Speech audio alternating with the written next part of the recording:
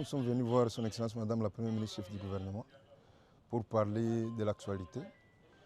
Et l'actualité de l'heure reste dominée par la situation politique au niveau de nos provinces, notamment ce que certains appellent instabilité au niveau des institutions provinciales. C'est autour de ça que nous avons échangé essentiellement, mais aussi par rapport à la marche des différentes provinces.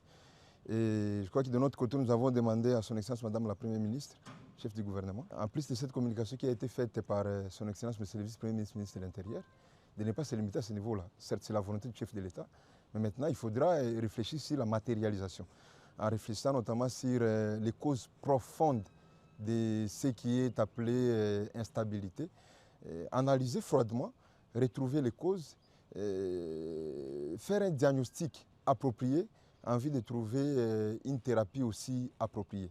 Dans le cas contraire, on risque certes de vouloir soigner les symptômes, mais sans s'attaquer à la cause, on ne tournera qu'à rond.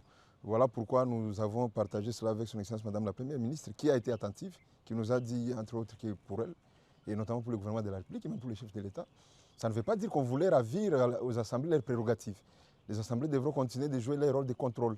Mais c'est que ce contrôle-là ne soit pas un moyen de règlement des comptes, que cela suive une certaine procédure, que cela respecte les normes et que cela se fasse aussi de bon cœur en tenant compte de la situation actuelle du pays qui vit des moments de tension dans certaines régions.